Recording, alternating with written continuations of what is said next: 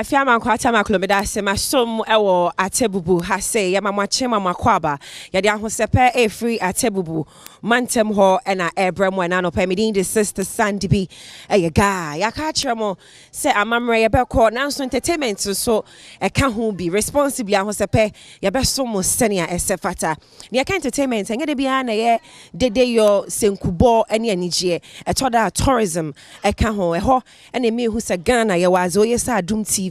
yakọ bia ye pese wo hu se miamia e wo Ghana ha se ya e wo historic site a ye pese Ghana for bi yankanka obi o mu free Atebubu ha o mo akwantu mu no o wa broche o hwa na ni age fefefe enei historic tree bi wo machi ha se ya ye fa no Dadiee na awanwasama e wo ho de e nsempi mensaka ohene kase a wasanso ye ACP e wo wanchi municipality ahase na nampacho memo achia mo akwa baba Adom TV so yo meda wase bebre na mafa akwanya so achia me nua ba afia manko atamakro wo kan sa open asempa da me classmate no ntia afia wo classmate na afia your classmate I've been in the course school African University College of Communication. Wow. Ntia afia wo classmate na bo achi Adom na pai me fa akwanya so achia me kambo no so ofri dua nkwanta to say kambo no yo afia tie na ato wono watiefo sa no pai sister Sandy oba Atebubu ti Atebubu mane me fa akwanya so achia wo hempon ye bo asiama na machia Atebubu man hema na afia de nyina machia Atebubu atena nkonya cha benkum nifa country akwam adonten Atebubu man nyina no pai obi a wo hwe Adom TV e ye ho de hye na nabo achi Adom ye de Atebubu abakosam ye bra ho na se anopai ya chi ho awie dia na ebeja ma sister Cindy na wa bia ko amamre fie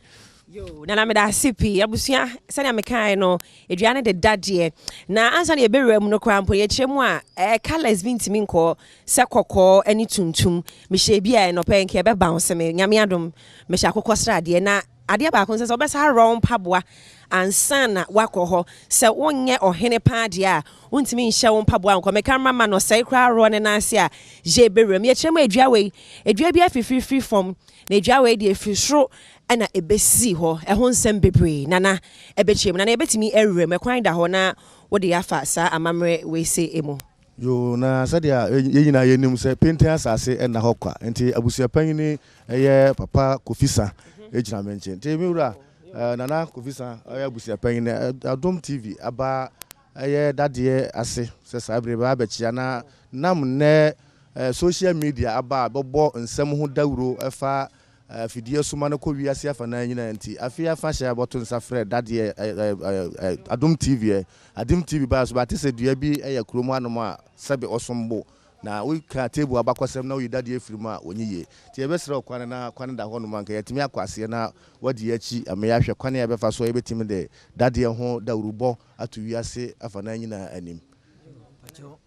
pacho kwane da ho na na ebeda se na abusua monka ye ho na jenrem Dadiee wo Atebubu ho na sese ye ra ya ro empaboa sese wo obi a wo ram bia won se obi a aro ne mpaboa mamre kwan so obi aro ne na se mpaboa samre jebo eremu sese a Atebubu na ya de ahosepe free bre emwe na meti se dua bia free from ma meti se dua we de free sro na bae no kra wo mpa ne sen yo no kra yamune se sabi Atebubu for first na bente sa brono ana ba bia yegina yekasai na Atebubu for bete krobi abefra ho no mo saman ansane Atebubu for babutu abaha na bra Atebubu for babutu abaha no na ye abofo a befre ba kon Atobu Kofi ene nenu atabo de na ba bekenka ho nti na be abofo de se nyanim se benam wuramu a ade bia bebehunu bia sabe be de bafie nti namse na benamo ahayo ana abofu yemu beba bepie baby a me no wugina ye na mra bepie ha no mo na nkrofo an beti baby a ye gina ye na befre besi ye so bi ka se bibi ye besi ya na o ya de ya free soro na oba besi fam nti mra nkrofo na busua kro besi free soro besi fam na ne dua ye fifira na ho no be de aye be dan a beti muntu oduranyu mra dua ya ase na ba prapra ho kama ho na be dan nti Atebubu Kofi e ba be ware oba na sabre nene na oya ha no ma be free soro ba be si a be frɛ no danowa ti no danowa ne na asefo be ware Atebubu Kofi ma Atebubu Kofi ene na abusua Atabude ne ba be ka ho nyina be free ba bia na betena be frɛ ho ya okokwo e ma be betena saa ba bia yeti nti be betena ha no mo nam se na be ne be di kan be locate ha no ma be betena nti e frɛ ha no mo se Dadiee ase na Dadiee ase a be betena ha no be ya abusua kuo bi a na Atebufo a be free saa ma ba be se be ti be se be ne be gye Atebufo tena ba bia yeti nti dua ba be ye dua kese a ye nyina be gye atum se hwe se de wosisi ho no mu a na Atebu ha no mo sabi o se ka Atebu abakwasem na se yi Atebu Dadiee efiri mu a onyiye ye na yeti se dua na nya over 300 years nana eno so no kra wom ne sen